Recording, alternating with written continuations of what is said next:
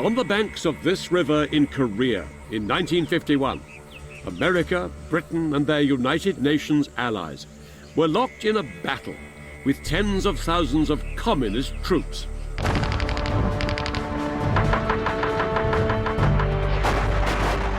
What moved the Allies to cross the world to fight here in Korea, only 5 years after the bloodshed of the Second World War, was their drive to stop communism spreading further. I'll be revealing the dramatic reversals in military fortunes of the armies of the capitalist West and the communist East. And telling the story of how events in Korea nearly spiraled out of control, raising the spectre of nuclear war. The Korean War was waged by men from 24 different countries around the world. Men divided by ideology, but also by the way they fought. On one hand, massive firepower. On the other, overwhelming numbers. I'll be telling the story of what it was like for the ground troops when these two very different armies clashed. And describing the brutal fighting often waged in extreme conditions across the entire Korean peninsula. This is the story of a largely forgotten conflict, and of the battle that took place here on the Imjin River during the Communist Spring Offensive of 1951. A battle that was to be a turning point in the war for Korea.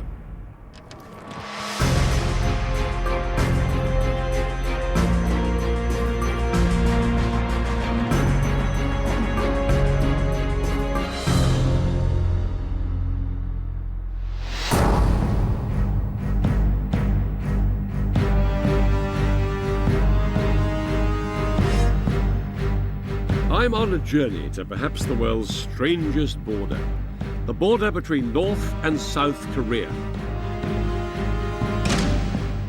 Right now, I'm about to enter the South Korean side of the 4-kilometer wide security zone that straddles the entire length of the boundary. This zone is effectively a no-go area, policed by troops from the United Nations, marked out by miles of barbed wire fences and defended with landmines. At the border itself, there are no fences or gates. Here, the border is simply marked by this block of concrete, just 4 inches high, yet absolutely no one is allowed to step across. Guarding the border on the south side stand the soldiers of the South Korean Army. Immediately opposite, the men of the North Korean Army.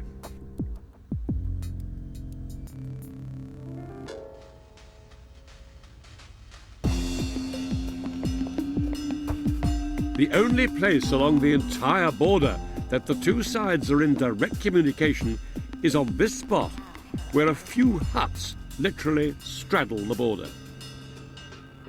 Strictly speaking, standing here, I'm in South Korean territory. But if I step beyond this table here, in theory, I'm inside North Korea.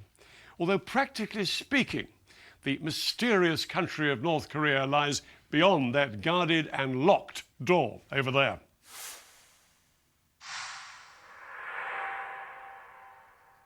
So, how come such a bizarre situation exists here?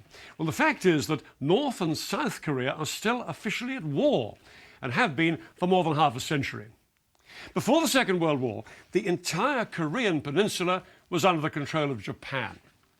But when Japan was defeated, the victors divided the country along this line of latitude here, the 38th parallel. The Soviet Union sponsored a communist regime up here in the north, under Kim Il-sung in his capital, Pyongyang, and the Americans put Syngman Rhee, a fiercely right-wing nationalist, in control of South Korea in his capital, Seoul. Syngman Rhee wanted to govern not just South Korea, but the entire peninsula. He wanted to unite North and South under a capitalist regime.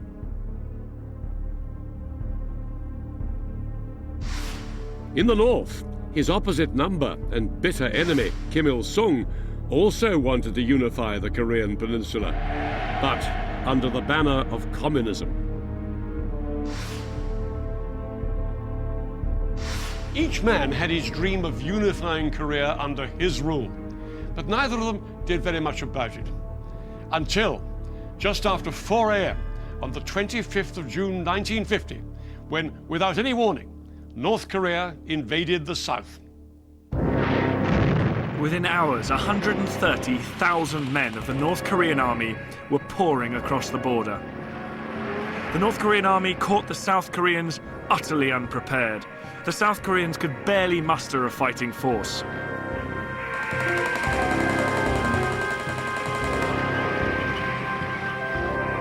Outgunned and overwhelmed by enemy tanks, the ill-equipped army were rapidly forced back.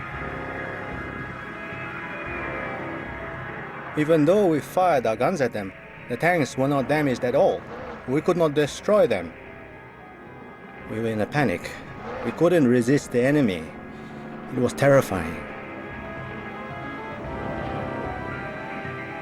In just 48 hours, the communist soldiers were poised to attack the South Korean capital, Seoul.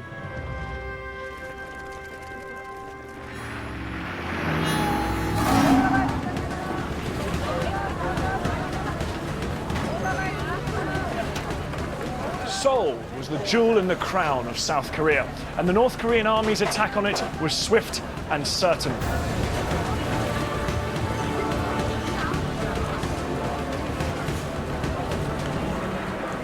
The communists burst through these narrow streets, meeting little resistance as they took control.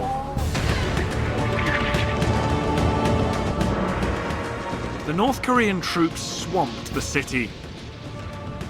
And by June the 28th, just 3 days after the invasion, communist flags were flying over Seoul.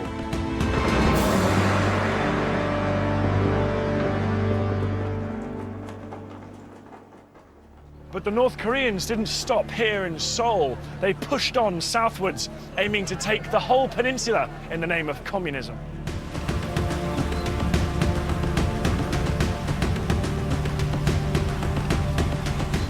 They crossed rivers, they traversed mountains, and they defeated the weak South Korean army at every encounter.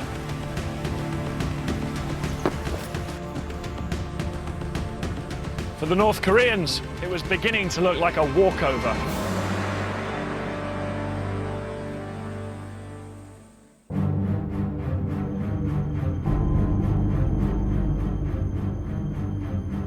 The West and its allies feared the North's seizure of South Korea would be another dangerous advance of communism throughout the world. And the West was determined to do something about it.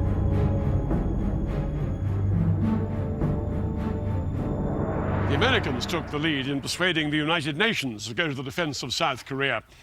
Now, the Soviet Union could have vetoed this proposal, but they weren't there. In the Soviet Union's absence, the vote was passed. For the first time, the United Nations was going to war. 21 nations from around the world, including Britain, would send men and equipment to Korea. But there would be no doubt as to who would be in charge. America, by far the biggest single force, was in command. The fighting in Korea was no longer a small skirmish in a far-flung country. It had dragged in a superpower. Within days, Allied troops began to flood into South Korea.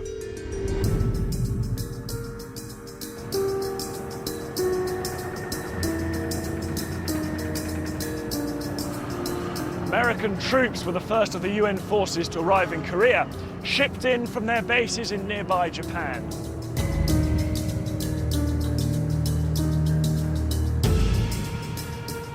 And they entered here, through Korea's southernmost port, Busan.